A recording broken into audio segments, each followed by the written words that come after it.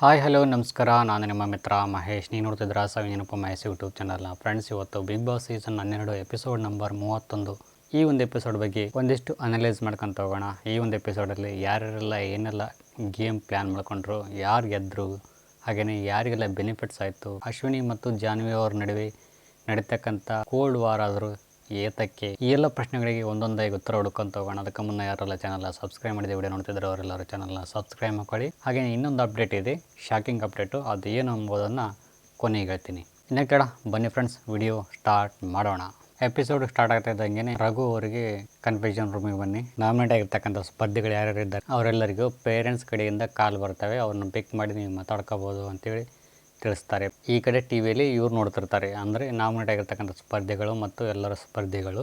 So ಮೊದಲನೇ ಕರೆ ಬರ್ತಕ್ಕಂಥದ್ದು ರಾಶಿಕಾ ಅವರಿಗೆ ಬರ್ತೈತಿ. ರಾಶಿಕಾ ಅವರಿಗೆ ಅವ್ರ ತಮ್ಮ ಆಗಿರ್ತಕ್ಕಂಥವ್ರು ಫೋನ್ ಮಾಡ್ತಾರೆ. ನಿಮ್ಮ ಅಕ್ಕ ಅವರು ನಾಮಿನೇಟ್ ಆಗಿದ್ದಾರೆ, ಏನಾದರೂ ಸಲಹೆ ಕೊಡೋಂಗಿದ್ರೆ ಕೊಡ್ಬೋದು ಅಂತ ಹೇಳ್ತಾರೆ. ಅವ್ರು ಯಾಕೆ ನಾಮಿನೇಟ್ ಆದರು ಅಂತೇಳಿ ಇವ್ರು ಕೇಳ್ತಾರೆ. ಅವ್ರ ತಮ್ಮ ಅವರು ಚೆನ್ನಾಗಿ ಆಡ್ತಾ ಇದ್ದಾರಲ್ಲ ಅಂತೇಳಿ. ಸೊ ಈ ಒಂದು ವಿಚಾರವಾಗಿ ರಘು ಅವರು ಲಾಸ್ಟಿಯಾಗಿ ಆಡ್ತಾ ಇದ್ದಾರೆ ನಿಮ್ಮ ಅಕ್ಕ ಅವರು ಅಂತ ತಿಳಿಸ್ತಾರೆ. ಸೊ ಇದಾದ ನಂತರ ರಿಷಾ ಅವರಿಗೆ ಅವ್ರ ತಂಗಿ ಆಗಿರ್ತಕ್ಕಂಥವ್ರು ಫೋನ್ ಮಾಡಿ ಕೇಳ್ತಾರೆ ಯೋಗಕ್ಷೇಮ.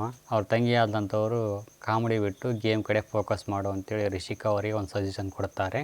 ಸೊ ಈ ಒಂದು ಸಜೆಷನ್ನು ನನಗೆ ತುಂಬಾ ಇಷ್ಟ ಆಯಿತು ಅಂತ ಹೇಳ್ಬೋದು. ಈ ಒಂದು ಸಜೆಷನ್ನ ಅರ್ಥ ಮಾಡಿಕೊಂಡು ಗೇಮ್ ಕಡೆ ಫೋಕಸ್ ಮಾಡ್ತಾರೋ ಅಥವಾ ಇಲ್ಲವೋ ಅನ್ನೋದನ್ನ ವೆಯ್ಟ್ ಮಾಡಿ ನೋಡೋಣ. ಇದಾದ ನಂತರ ಅಶ್ವಿನಿ ಗೌಡ ಅವರಿಗೆ ಅವ್ರ ಬ್ರದರ್ ಆಗಿರ್ತಕ್ಕಂಥವ್ರು ಫೋನ್ ಮಾಡ್ತಾರೆ. ಬೌನ್ಸ್ ಬೇಕಾಗ್ತಾರೆ, ನೋಡ್ತಾ ಇರಿ ಅಂತೇಳಿ ಒಂದು ಚಾಲೆಂಜ್ ಮಾಡೋ ರೀತಿ ಒಂದು ಚಾಲೆಂಜ್ ಮಾಡ್ತಾರೆ ಅಂತ ಹೇಳ್ಬೋದು. ಧ್ರುವಂತು ಅವರ ಒಂದು ತಮ್ಮವಾಗಿರ್ತಕ್ಕಂಥವ್ರು ಫೋನ್ ಮಾಡಿ ತಿಳಿಸ್ತಾರೆ, ಸಿಂಪತಿ ಏನಿಲ್ಲ, ಅವ್ರು ಏನು ಆಟ ಏನಿದೆ ಅವ್ರ ಆಟ ಅವ್ರು ಆಡ್ತಾ ಇದ್ದಾರೆ, ನೀವು ನೋಡೋಕ್ಕಂತ ಇರಿ ಅಷ್ಟೇ. ಇದಾದ ನಂತರ ಧನುಷ್ ಅವರಿಗೆ ಅವ್ರ ಅಮ್ಮ ಆಗಿರ್ತಕ್ಕಂಥವ್ರು ಫೋನ್ ಮಾಡ್ತಾರೆ. ಏನಾದರೂ ನಾಮಿನೇಟ್ ಮಾಡಬೇಕೇನಪ್ಪ ಅಂತಂದರೆ ಒಂದಿಷ್ಟು ಲಾಂಗ್ ಆಗಿರ್ತಕ್ಕಂಥ ಒಂದಿಷ್ಟು ವಿಚಾರಗಳನ್ನು ತಿಳಿಸಿ ಅಂತ ಹೇಳ್ತಾರೆ. ಸೊ ಇದಾದ ನಂತರ ಗಿಲ್ಲಿ ಅವರ ಒಂದು ತಂದೆ ಆಗಿರ್ತಕ್ಕಂಥವ್ರು ಫೋನ್ ಮಾಡ್ತಾರೆ. ರಘು ಅವರೊಂದು ಪ್ರಶ್ನೆ ಕೇಳಿದರೆ ಅವರೊಂದು ಉತ್ತರ ಹೇಳ್ತಿರ್ತಾರೆ, ಅವರೊಂದು ಪ್ರಶ್ನೆ ಕೇಳಿದ್ರೆ ಇವರೊಂದು ಉತ್ತರ ಹೇಳ್ತಿರ್ತಾರೆ. ಹೀಗೆ ಕಾನ್ವರ್ಸೇಷನ್ ಒಂಥರ ಕಾಮಿಡಿ ಆಗಿತ್ತು, ಫನ್ನಿ ಆಗಿತ್ತು ಅಂತಲೇ ಹೇಳ್ಬೋದು. ನಾವಂತೂ ತುಂಬ ಎಂಜಾಯ್ ಮಾಡಿದ್ವಿ. ನೀವು ಹೇಗೆ, ನಿಮ್ಮ ಮಗ ಸೋತ್ಬಿಟ್ಟಿದ್ದಾನೆ, ಏನು ಹೇಳ್ತೀರಿ ಅಂತ ಹೇಳಿದ್ನಪ್ಪ ಅಂತಂದರೆ ಅವ್ರ ತಂದೆ ಹೇಳ್ತಾರೆ, ಮಗ ಸೋಲ್ಬೇಡ, ಯಾಕೆ ಸೋಲ್ತಿ, ಚೆನ್ನಾಗಿ ಪಾತ್ರ ಮಾಡು ಅಂತ ಹೇಳ್ತಾರೆ. ಇವ್ರು ಕೇಳಿದ ಪ್ರಶ್ನೆಗೂ ಅವ್ರು ಕೊಟ್ಟಿರ್ತಕ್ಕಂಥ ಉತ್ತರಕ್ಕೂ ಒಂದಕ್ಕೊಂದು ಸಂಬಂಧನೇ ಇಲ್ಲ. ಇದಾದ ನಂತರ ಮಲ್ಲಮ್ಮನವರ ಮೇಡಮ್ ಆಗಿರ್ತಕ್ಕಂಥವ್ರು ಪಲ್ಲವಿ ಅವರಂತೆ, ಅವರು ಫೋನ್ ಮಾಡಿ ತಿಳಿಸ್ತಾರೆ, Mallamma good luck, all the best, ಚೆನ್ನಾಗಿ ಆಟ ಆಡ್ತಾ ಇದ್ದೆ, ಆಡು ಅಂತೇಳಿ. ನಂತರ ಈ ಒಂದು ಮೀಟಿಂಗ್ ಮುಗಿಸ್ಕೊಂಡು, ಈ ಒಂದು ಕಾನ್ವರ್ಸೇಷನ್ ಮುಗಿಸ್ಕೊಂಡು ಹೊರಗಡೆ ಬರ್ತಾರೆ ರಘು ಅವರು. ಈ ರಘು ಅವರು ಬಂದ ತಕ್ಷಣ ರಾಶಿಕಾ ಅವರು ತರಾಟೆಗೆ ತಗೊಳ್ತಾರೆ ರಘು ಅವ್ರನ್ನ. ಲಾಸ್ಟಿ ಅಂತಂದ್ರೆ ಏನು ಇದ್ರ ಬಗ್ಗೆ ಒಂದು ಸ್ವಲ್ಪ ವಿವರಣೆ ಕೊಡಿ ನನಗೆ ಅಂತೇಳಿ ತಲೆ ತಿಂತಾರೆ ರಘು ಅವ್ರದ್ದು. ಈ ಒಂದು ವಿಚಾರ ಕುರಿತು ಒಂದಿಷ್ಟು ಜಗಳ, ವಾದ ವಿವಾದಗಳು ನಡೀತವೆ ಇವರಿಬ್ಬರ ನಡುವೆ. ಒಂದು ಕಾನ್ವರ್ಸೇಷನ್ ಹೆಂಗಾಯಿತು ಅಂತಂದರೆ ಹೋಗ್ತಾ ಇವ್ರದೇ ಆಗಿರ್ತಕ್ಕಂಥ ಒಂದು ವಾಕ್ಯಗಳನ್ನು ಸೃಷ್ಟಿ ಮಾಡಿಕೊಂಡು ಹೇಳಕತ್ತಿಬಿಟ್ರು. ಹೋಗು ಬಾ ಅಂತ ಅನ್ನಂಗಿಲ್ಲ, ಅವರು ಹೋಗು ಬಾ ಅಂತ ಹೇಳಿಲ್ಲ. ಅಷ್ಟು ಕೇವಲವಾಗಿ ಏಕವಚನದಲ್ಲಿ ಮಾತಾಡೋವಿಲ್ಲ ರಘು ಅವರು. ಬಟ್ ಇವರೇ ಸೃಷ್ಟಿ ಮಾಡಿಕೊಂಡು ಹೇಳಿದರು, ಫೇವರಿಸಮ್ ಮಾಡ್ತಾ ಇದೆಯಾ ಹಂಗೆ ಹಿಂಗೆ ಅಂತೇಳಿ ನಮಗೇನು ತಿಳಿಯಿತ್ತು ಆ ರೀತಿ ಸೃಷ್ಟಿ ಮಾಡ್ಕೊಂಡು ಹೇಳಕತ್ತಿಬಿಟ್ರು ರಾಶಿಕಾ ಅವರು. ಸೊ ನನ್ನ ಪ್ರಕಾರ ಹೇಳಿದರೆ ಫೇವರಿಸಮ್ ಅಂತೂ ಏನೂ ಇಲ್ಲ ರಘು ಅವರು. ಆ ರೀತಿ ಮಾಡಂಗಿನಪ್ಪ ಅಂದರೆ ಮಾಡ್ಬೋದಿತ್ತು, ಹೆಂಗೆಲ್ಲ ಮಾಡ್ಬೋದಿತ್ತು ಅವರು ಫೇವರಿಸಮ್. ಬಟ್ ಆ ರೀತಿ ಫೇವರಿಸಮ್ ಮಾಡೋದಿಲ್ಲ ಅವರು ನನ್ನ ಪ್ರಕಾರ. ಈ ಒಂದು ಜಗಳ ಆದ ನಂತರ ಸೂರಜ್ ಅವ್ರ ಹತ್ರ ಹೋಗ್ಬಿಟ್ಟು ಜಗಳ ಮಾಡ್ತಾಳೆ. ನೀನು ಯಾಕೆ ಬರಲಿಲ್ಲ ನನ್ನ ಡಿಪೆಂಡ್ ಮಾಡ್ಕೊಳ್ಳೋಕ್ಕೆ, ನನ್ನ ಹತ್ರ ಜಗಳ ಮಾಡ್ಕೊಳ್ಳೋಕ್ಕೆ, ನನ್ನ ಸಪೋರ್ಟಿವ್ ಆಗಿ ಯಾಕೆ ಬರಲಿಲ್ಲ ನೀನು ಅಂತೇಳಿ ಸೂರಜ್ ಹತ್ರ ಜಗಳ ಮಾಡ್ತಾ ಇದ್ದಾಳೆ. ಈ ವಿಚಾರವಾಗಿ ಕೋಪ ಮಾಡಿಕೊಂಡು ಸೂರಜ್ ಮೇಲೆ ರೇಗಾಡ್ತಾರೆ.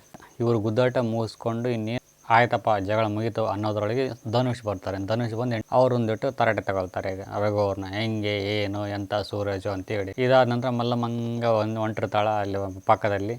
ಏನು ಮಲ್ಲಮ್ಮ ಮತ್ತೇನಾರು ಹೋಗಿತೇನ, ನೀನು ಸ್ವಲ್ಪ ಏನಾರು ಹೆಂಗಿದ್ರು ಹೋಗ್ಬಿಡತ್ತಾಗ ಅಂತ ಹೇಳ್ತಾರೆ ರಘು ಅವರು. ಅವ್ರು ಹೇಳಿಲ್ಲ, ಬಟ್ ನಾನು ಹಂಗೆ ಊಹೆ ಮಾಡ್ಕೊಂಡು ಹೇಳ್ತಾ ಇದ್ದೀನಿ. ಕ್ಲಾಸ್ ರೂಮಲ್ಲಿ ಲವ್ ಕ್ಲಾಸ್ ಅಂತೇಳಿ ಒಂದು ಕ್ಲಾಸ್ ಸ್ಟಾರ್ಟ್ ಆಗುತ್ತೆ. ಒಂದು ಸ್ಪರ್ಧಿಗಳ ಪ್ರಕಾರ ಮತ್ತು ಪ್ರಿನ್ಸಿಪಲ್ ಪ್ರಕಾರ ಈ ಒಂದು ವಿಚಾರ ಕುರಿತು ಒಂದಿಷ್ಟು ಉಪದೇಶ, ಮೋಟಿವೇಶನ್ ಸ್ಪೀಚು ಸ್ಟಾರ್ಟ್ ಆಗುತ್ತೆ ಅಂತ ಹೇಳ್ಬೋದು.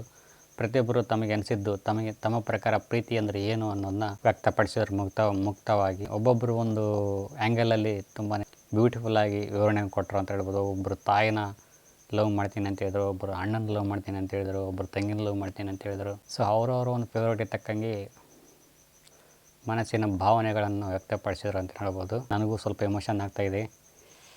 ಬಿಕಾಸ್ ಈ ಲವ್ ಅನ್ನೋದು ತುಂಬಾ ಆಳವಾಗಿ ಇಳಿದ್ಬಿಡ್ತೈತೆ ಮನಸ್ಸಿಗೆ. ಒಂಥರ ಯಾರ್ಯಾರನ್ನೋ ಒಂದೊಂದು ಸತಿ ಪ್ರೀತಿ ಮಾಡಿಬಿಟ್ಟಿರ್ತೀವಿ, ಅವ್ರ ನೆನಪಾದಾಗ ಭಾಳ ಕಷ್ಟ ಆಗ್ತದೆ ಜೀವನ.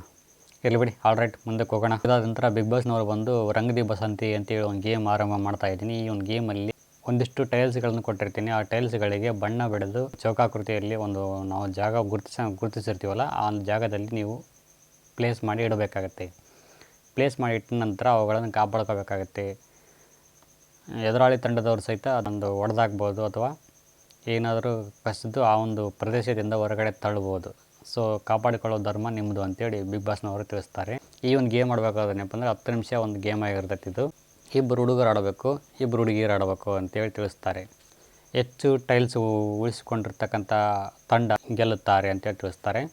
ಸೊ ಈ ಒಂದು ಗೇಮಲ್ಲಿ ಮೊದಲನೇ ತಂಡ ಬ್ಲೂ ತಂಡ, ಗಿಲ್ಲಿಯವ್ರ ತಂಡ ಏನಿದೆ ಆ ತಂಡ ಗೆದ್ದು ಬೀಗುತ್ತದೆ ಅಂತ ಹೇಳ್ಬೋದು. ತುಂಬಾ ಸೂಪರಾಗಿ ಆಡಿದ್ರು ಅಂತ ಹೇಳ್ಬೋದು ಪ್ರತಿಯೊಬ್ಬ ಸ್ಪರ್ಧಿಗಳು. ಇನ್ನು ಎರಡನೇ ಗೇಮ್ ವಿಚಾರಕ್ಕೆ ಬರೋದಾದರೆ, ಎರಡನೇ ಗೇಮಲ್ಲಿ ಸಹಿತ ಅದ್ಭುತ ಪ್ರದರ್ಶನ ಕೊಡೋ ಮುಖಾಂತರ ಈ ಗೇಮಲ್ಲೂ ಸಹ ಒಂದು ಉತ್ತಮ ಪ್ರದರ್ಶನ ತೋರೋ ಮುಖಾಂತರ ಎರಡನೇ ಗೇಮಲ್ಲಿ ರೆಡ್ ಟೀಮ್ ಒಂದು ಗೇಮು ಜಯಶಾಲಿ ಆಗುತ್ತೆ. ಇನ್ನೇನು ಟೈ ಆದ ನಂತರ ಮೂರನೇ ಗೇಮ್ ಏನಿದೆ, ಈ ಒಂದು ಗೇಮಲ್ಲಿ ಹೆಣ್ಮಕ್ಳು ಮಾತ್ರ ಆಡಬೇಕು ಅಂತೇಳಿ ಬಿಗ್ ಬಾಸ್ನವ್ರು ತಿಳಿಸ್ತಾರೆ. ಈ ಒಂದು ಗೇಮಲ್ಲಿ ನಾ ಮೇಲ್ ನೀ ಮೇಲ್ ಅನ್ನೋ ಹಂಗೆ ಪ್ರತಿಸ್ಪರ್ಧಿಗಳಿಗೆ ಟಕ್ಕರ್ ಕೊಟ್ಟು ಜಾನ್ವಿ ಗೌಡ ಮತ್ತು ಅಶ್ವಿನಿ ಗೌಡ ಅವರ ಒಂದು ಆಟ ಅದ್ಭುತವಾಗಿತ್ತು ಅಂತ ಹೇಳ್ಬೋದು. ಮೊದಲನೇ ಆಟ ಆಮೇಲೆ ಕೊನೆಯ ಆಟ ಸೂಪರಾಗಿತ್ತು ಅಂತ ಹೇಳ್ಬೋದು.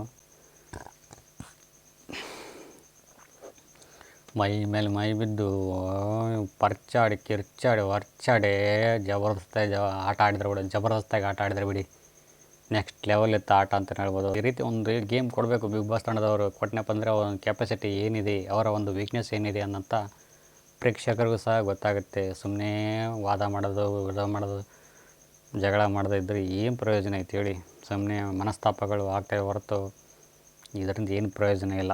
ನಡುವೆ ಈ ಒಂದು ಗೇಮಲ್ಲಿ ಸಹಿತ ಬ್ಲೂ ತಂಡದವ್ರು ಗೆಲ್ತಾರೆ. ಮೂರನೇ ಒಂದು ಗೇಮಲ್ಲಿ ಅಂದರೆ ಗಿಲ್ಲಿ ತಂಡದವ್ರು ಗೆದ್ದು ಫೈನಲಿಸ್ಟಿಗೆ ಆಯ್ಕೆ ಮಾಡಿ ಅಂತೇಳಿ ಒಬ್ಬರು ತಂಡದವ್ರನ್ನ ಇವರು ಆಯ್ಕೆ ಮಾಡ್ಕೋಬೇಕಾಗುತ್ತೆ. ಗೆದ್ದ ತಂಡದವರು.